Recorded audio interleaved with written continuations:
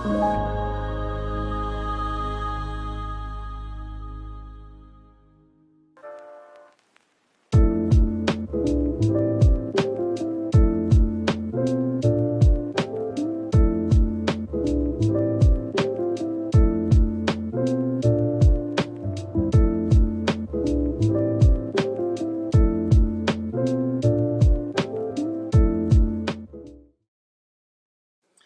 going on? Hello, hello. How's everybody? Welcome to the Hope TV. It's a joy and a privilege that you've tuned in. Today we're in our new season of programming, and we thank God for you, and you. And we're glad you've tuned in. You have tuned in to an episode of Marriage Matters, and this is the Marriage Matters show. And Andre and I are the host of this show. We've been going strong since March of 2020, so it's about almost 14 months now. Can you believe that? Just amazing. Yeah, it's crazy. Amazing. Yeah, we're going. Yeah, we thought it would just be a few months through the pandemic, and here we are 14 months later. And this has been, out of our 31 shows, this is probably one of the most watched shows that we have outside of our worship services. So wow. So thank you for riding with us. I appreciate everybody who's watching through Apple TV, Roku, Twitch, Amazon, YouTube, Facebook, Instagram Live. If you're watching through the websites, edewittsmith.org, hohatl.org, thehopetv.com, thank you. And while you're watching, do me a favor. If you're watching through a platform that will allow you to subscribe, to like, to comment, or to share, please do so now. Every time you subscribe, you can get notifications as when new content is uploaded. We have programming literally all day long. We've added 2 new shows this season that I'm excited about. We'll talk more about those, so you can subscribe. When you like and comment, that's very helpful. Helps us with our algorithms and our engagement, so keep hitting that like button. That helps us to get the word out, helps us even with our sponsors and our advertisers.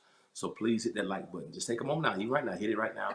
Comment, leave comments and questions. And then lastly, your shares are important, because when you share it, you help us to expand. We've had over 130 million views of our content. Did you hear what I just said? 130 million views of all our programming since March of 2020, and that's because of people like you.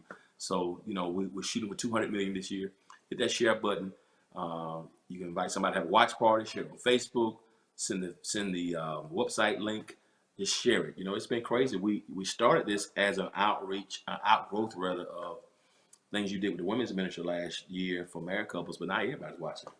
Singles, elderly, Yeah, married 5 years, married 50 years. Young, old, singles, college students, people who are engaged, people who are divorced, people, from 20 to 90, people watch this show, and we're excited about it. We are excited today. We have a couple here who's very, very, very special to us. They have a powerful story. Andre's been trying to get them on really since last year, and very, very busy couple, but we have the utmost of respect and honor and love for them.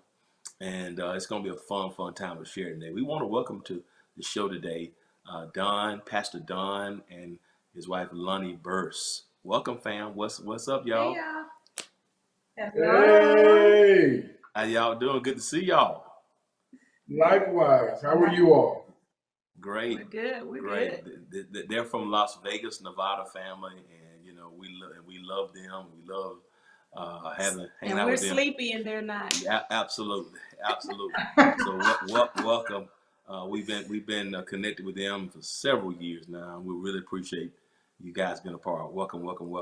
So Andre, I'll let you open up as our customary question, as we ask all the opening question to the Yes. couple. So I will defer to you, ladies first. Because we always like to start off with the truth. Oh, followed okay. by whatever. I didn't say all I say. I didn't say that. I said ladies first. I didn't say truth first. Just because So- ladies go first don't mean it's the truth. It's the truth. Okay. You say That's so. right. So Miss Lonnie, I want you to tell us and tell everybody who's watching, how did you meet Pastor?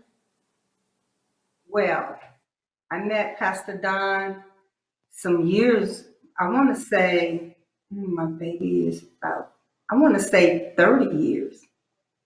He came into my salon with a friend of ours, and he inquired about me, and he told him that, he said, that lady that you see, that's her husband standing next to her. And he said, oh, Well, don't tell her that I even asked about her. He said, because I honor marriages. And that was, I want to say, probably about 30 years ago.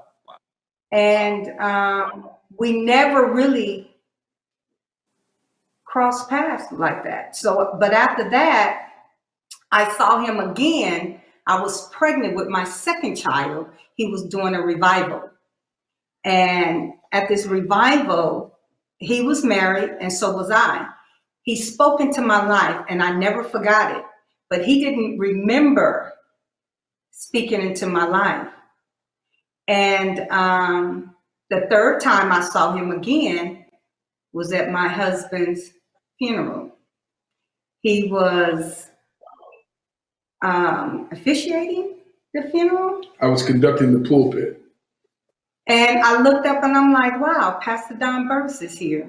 And that was how many years?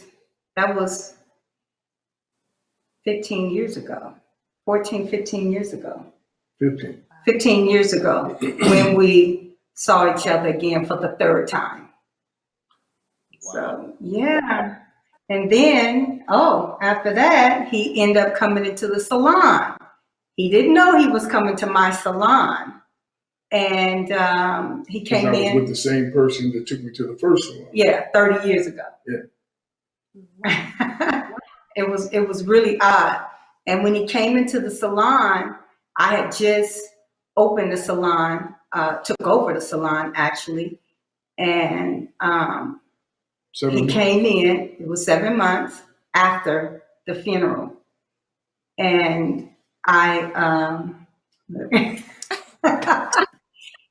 and after that, I thanked him for conducting the funeral and all. And he noticed that I still had my wedding ring on.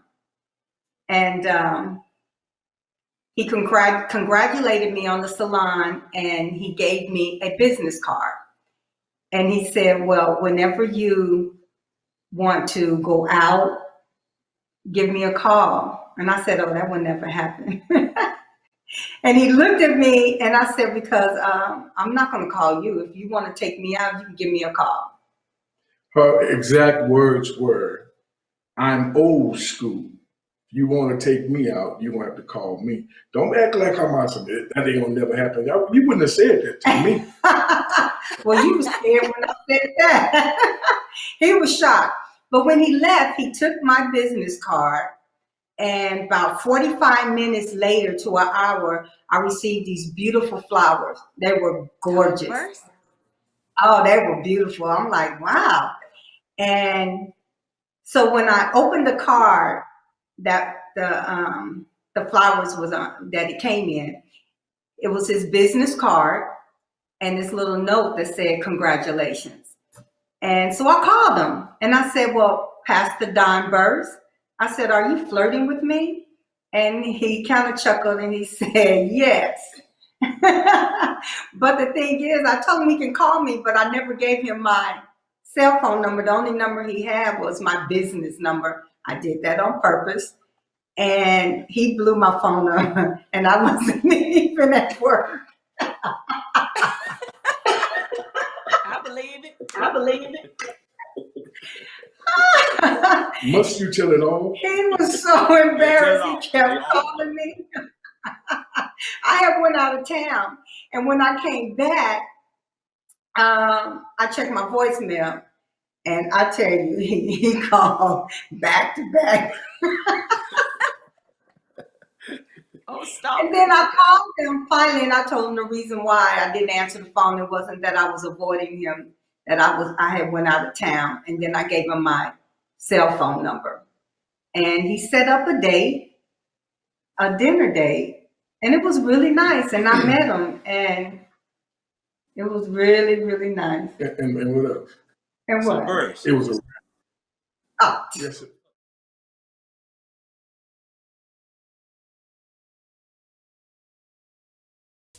A lot of times it's easy to attach your identity to something you do or somewhere you work because you don't like who you are.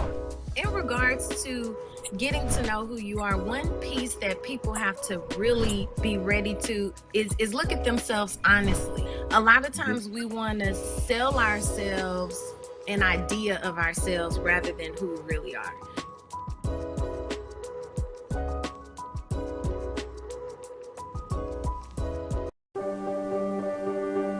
Being prepared is a part of who you are, but it's especially important in the case of a disaster.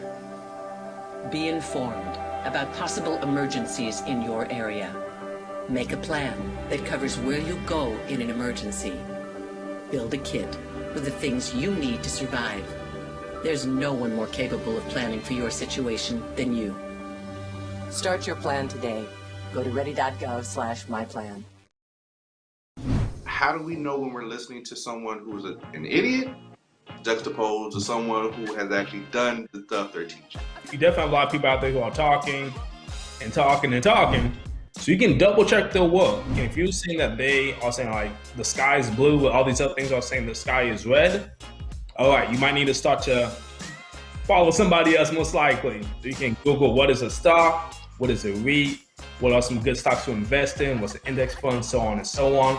I always think that's the best place to start.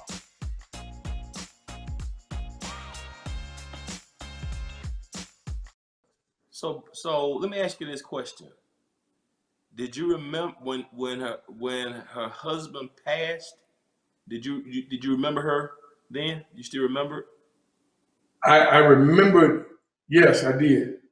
And Okay. how I became a part of the funeral services.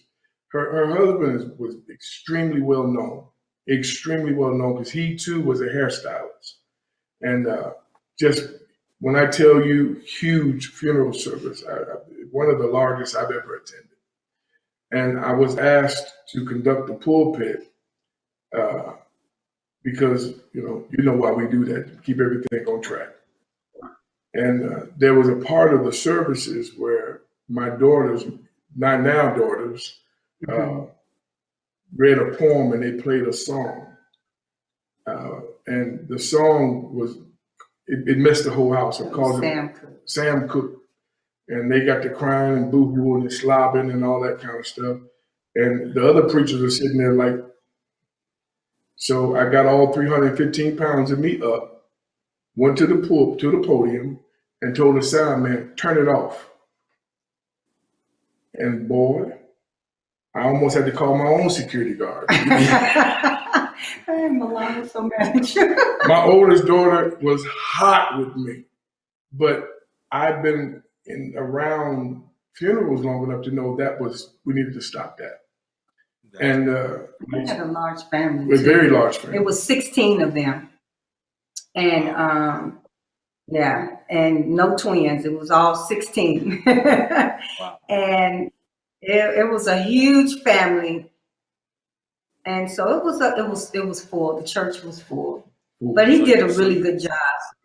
And so you remember her from 30 years ago, and a husband, and you went. Now, did you remember him from 30 years ago at the funeral? Did you remember him from shop the I first did not time? remember him coming in the salon, but I do remember him speaking into my life at a revival. Okay, gotcha. Yes. So Burch, did you know you were going to her shop that second time? No, sir. After Absolutely you had not. no idea. No idea. My buddy Bishop, you know Bishop Seals, says, "Come ride with me." And I said, "Okay, where we going?" He said, "Man, my wife is at the beauty salon. I need to go give her some money to pay for her hair." I said, "Okay, cool." We pulled up, and I looked at the sign, and I said, "Man, it's all about you." Okay, cool. And he says, "Get out. Come go with me." I said, "Okay, why am I going here with you so you can pay for your wife's hair?" Well, lo and behold, she was in the hallway in the salon. And I'm like, "Oh, yes, Lord. Oh, yes, Lord." Lord, you're speaking. So we had a conversation, and like she said, I got her number, and I left. And Pastor, what I want to share with you is the last $60 in my pocket. That was the last $60 I had. I paid for them roses with that last $60. Are you kidding me? Wow. And guess what? It worked. No, it didn't. So, first marriage. So let me ask you this. So both of you all had been married before. So how did you, Yes. I'll start with you, Lonnie. How did you know that, God was releasing you, or how did you know you were ready to date again after, because how long had you been married to your first I had been married for 24 years, and I didn't know I was quite ready. I didn't know. I knew that I did not want to be single, saved, and raising 4 children. I didn't want that. But I wanted to make sure that the man that God brought into my life loved the Lord. I didn't want to do what I did prior. Not saying that my husband, he loved the Lord, but he wasn't saved in the church. He was actually a recovering addict. So we struggled for many years with his addiction. So, but I didn't know I was ready to date again.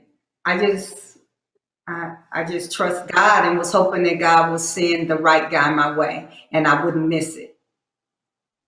I didn't want to miss God because of grief or afraid to step forward, to go forward. And he made me laugh. He made me laugh. He made me happy. Oh yeah, he made me happy. He was funny. So let me ask you this too, Lonnie, because I do think, because I do remember you saying earlier that the first husband, you married him, he struggled, but you actually married him twice, right? I married him twice. I had divorced him. Okay, I divorced him because of the struggle with the addiction, and I kept going in and out, and I just knew that I did not want my daughters to know this is what marriage was really all about. It was so dysfunctional, and I didn't really know how to get out of it because I loved them so much. And I'm like, I couldn't do it. So I divorced him. Not really for him, but I divorced him for myself because I needed to know that I can stand and trust God with the process of the whole thing. I would have married him the next day, but I divorced him and then he got ill. And we found out he had cancer, lung cancer. And we were separated, divorced, moved on somewhat, and I ended up remarrying him when he got sick. Wow. And you took care of him through the whole. I took care of him 5 years. He lived 5 years after he was diagnosed with lung cancer. Wow. Yeah. Now, Verse, and you were married. So 30 years ago, you ended up getting married, and that marriage didn't work out. So can you talk about that? Absolutely. I was married 17 years, on paper together a total of 20 years. It was a rough ride, and the bumpiest part of it was after I got called to the church. Believe it or not, everything was fine until I got called to the church. It was a whole nother ball game. It was issues of being territorial, not allowing me to go serve the people like I needed to serve the people, a lot of jealousy, things of that nature. So it didn't work out. And after that, we divorced. I stayed locked up in my apartment because I lost it all. So, I mean, when I say all. I got an apartment, didn't have nothing but a bedroom set. Nothing but a bedroom set.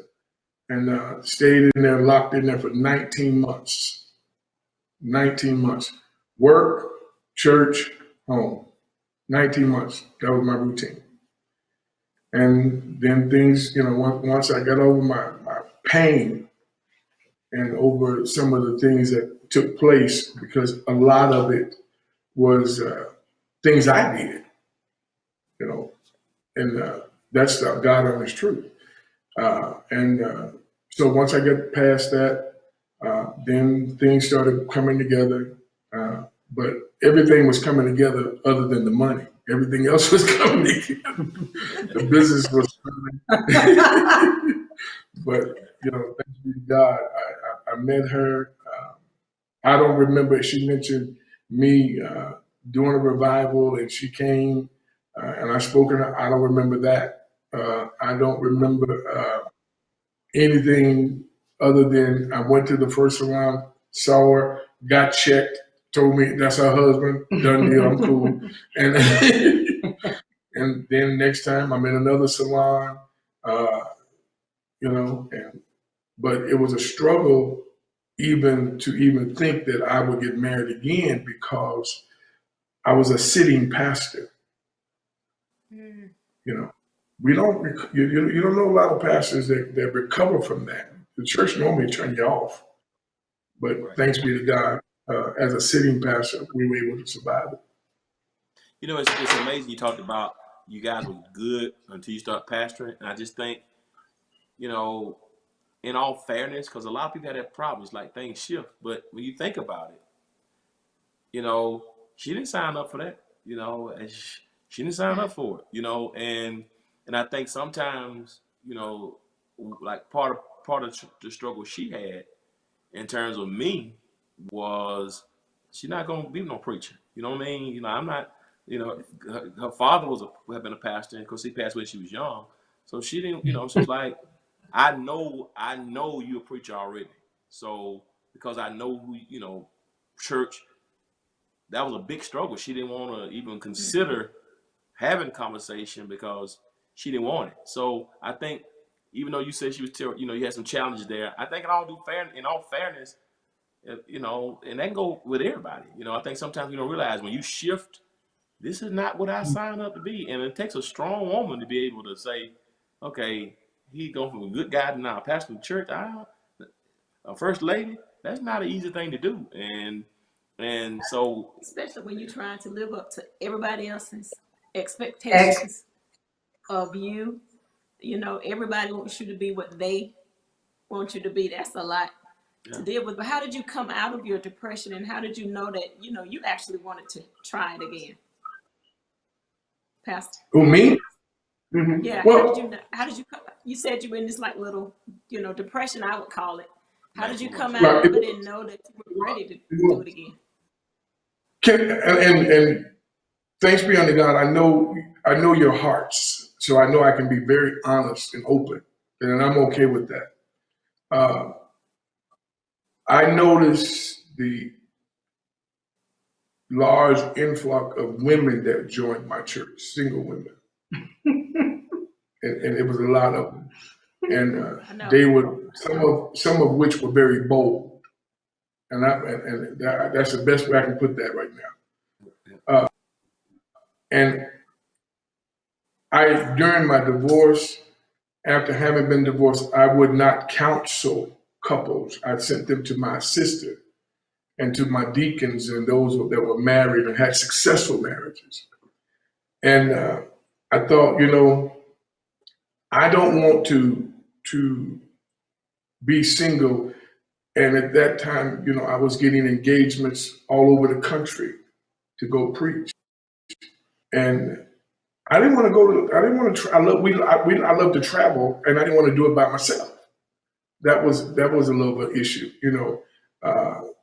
and so I thought, I know I'm gonna get in trouble. I know me. I'm gonna get in trouble. So I don't want to be single. And besides that, I don't like sleeping by myself. So I just knew it was time, because I asked God, I said, listen, I want somebody, and this is exactly what I said, I want somebody who loves you as much as I love you, if not more.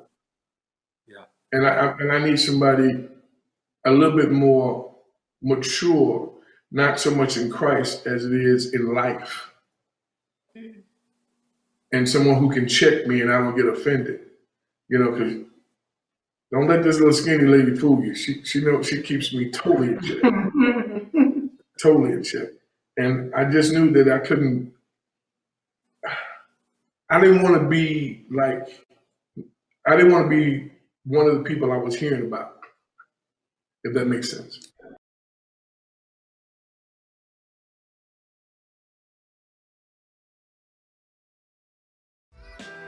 We are talking about pioneer women and women who are blazing the path for all of us.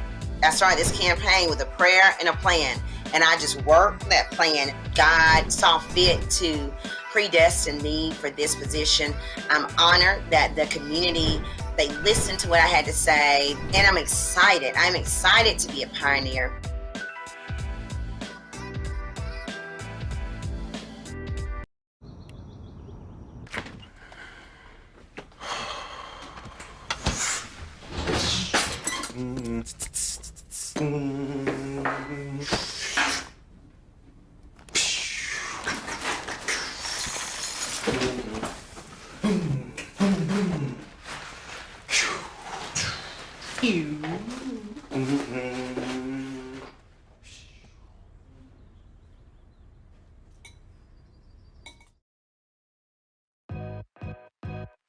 Like you said, a lot of people think that you just wake up and say, oh, this is what I'm going to be and this is what I am, and that everything happens overnight, and that is absolutely untrue.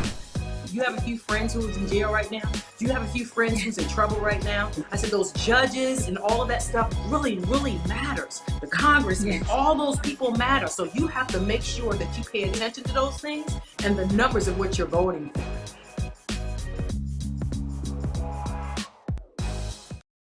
I know a lot of guys that I've talked to, some of them struggle with this. She was a successful business owner.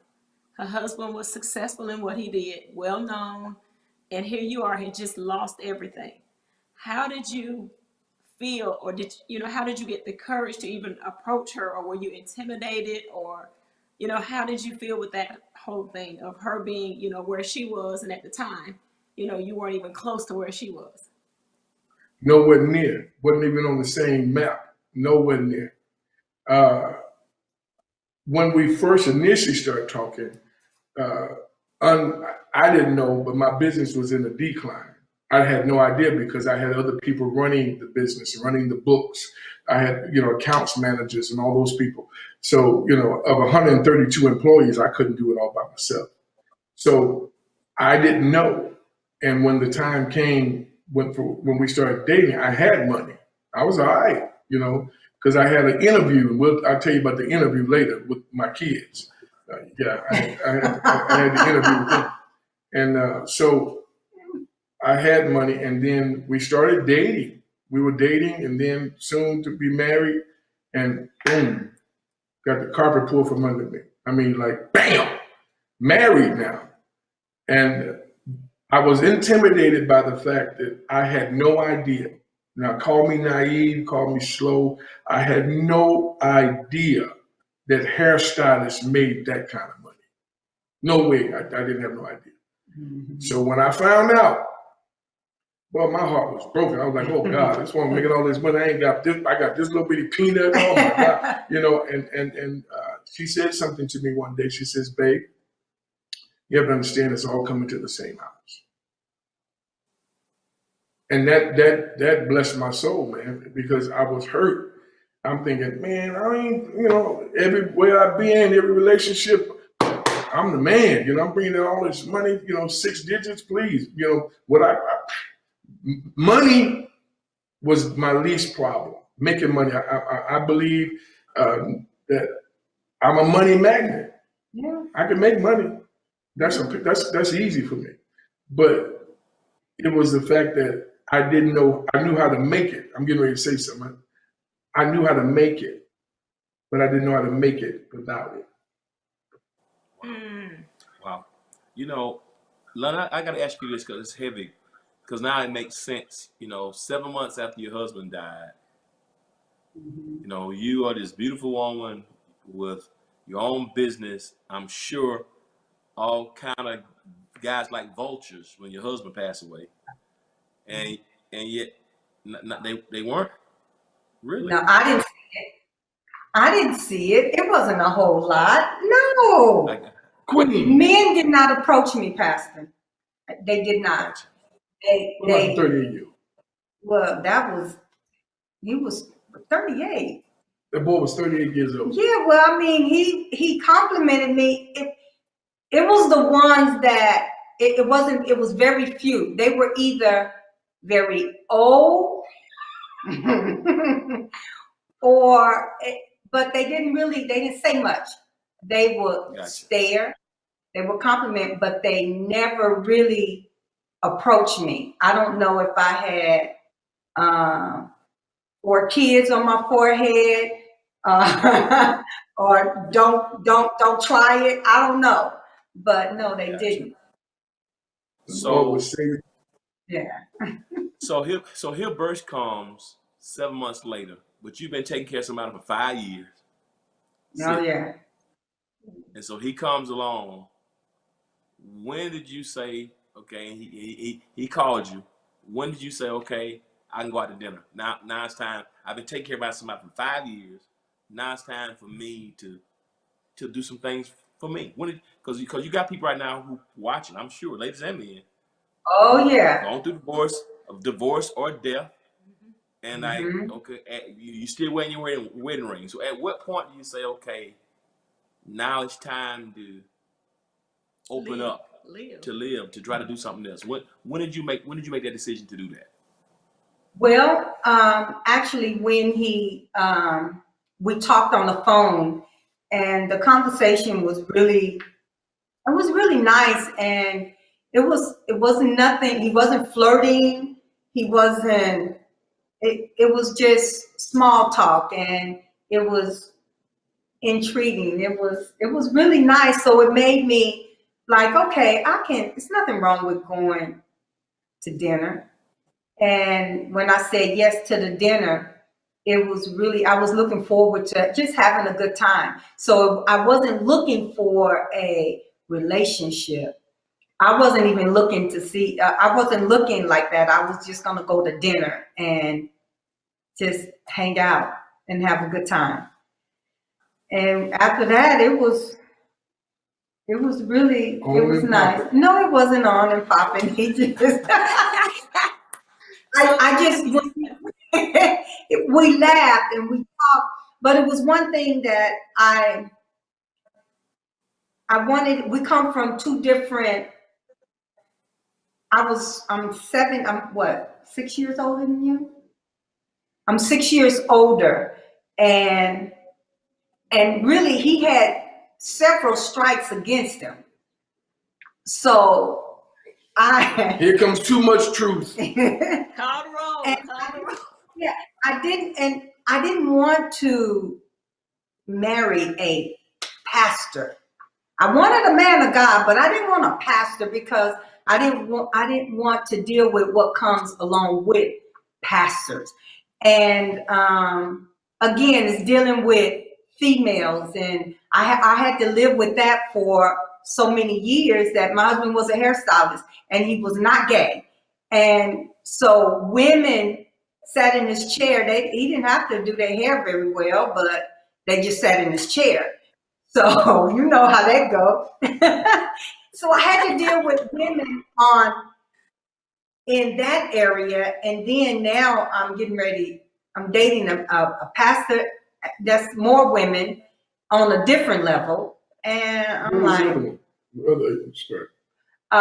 you was a big boy. I didn't think I liked big boys. I was not attracted to him. And he was younger than me. Those were the three. He was younger, big boy, and a pastor. Wow. So when did you get over those strikes? What made me get over? How long did it take? Yeah, how long did It it didn't take? take It's not. long. It did not take long. He was a big old teddy bear. He smelled good. You know, everything that what I thought in my head about big boys, it was he passed. See, now that's a good thing for single ladies. Do y'all hear this? Y'all hear this, ladies? She had a list. He was not on her list. But she had to cross some things off of her list, and now she's, you know, look at Yes, her. I started crossing. And then our background, spiritual backgrounds, and it was so odd. I'm like, why we have never crossed paths? And we were talking one day, and he kind of mentioned, we were talking about different events that took place in Las Vegas. And I'm like, remember when Bally's caught on fire? I was on my way to school. I was a senior in high school. And he said, dang, I was in the 6th grade.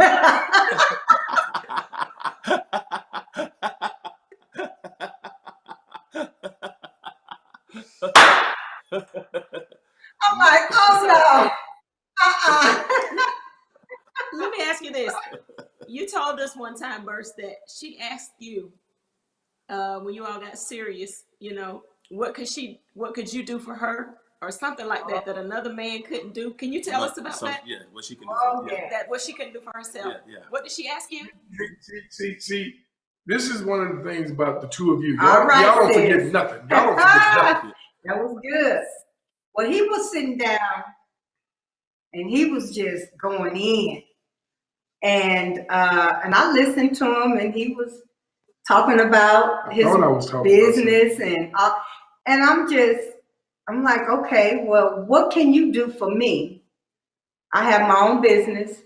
Not that I was bragging. I had my own business, my home. I had a nice car, I thought, and 4 kids. I was the one that had the baggage, thought. And I said, so what can you do for me that I cannot do for myself? Wow. And that was the question that I asked him that made me stop and like, wow, he just kind of took the air out of, I was all pumped up. What can you do for me? And he in turn said, I can love you like nobody else can love you. I can hold you like nobody else can hold you. I can provide the very best for you. And I'm going to protect and provide. And I'm like, oh, that's sweet. I'm like, oh, he got the gift for gab. That's what I told him. I said, he got the gift for gab. You a pastor. That's what they have, the gift for gab. And then again, he said, dang, you're not giving me a break. You know Yeah, what? but We out of time. We out of time already. We didn't get to half our questions. Listen, Right. I'm out of time. But will y'all come back? Let me fit and do part 2 so we can get the rest of this conversation. Will y'all come back? Absolutely, sir. Yeah. Fam, listen. This has been, and we do this all the time. So I apologize, y'all. We just let y'all in on our comment. This is how we act when we together. So y'all who's watching, so pardon me. Hope y'all can get in on our conversation because this is friends talking. But we out of time. This is part 1. But they consent to come back next week. So I want you to tune in. Listen, share this link with somebody. If you enjoyed it, share this link. Hit that like button for you log on. Hit the like button. Leave a comment. Leave some questions for next week. So subscribe, like, comment, share. Hit the like button. Send me some comments some questions for next week. Share this link.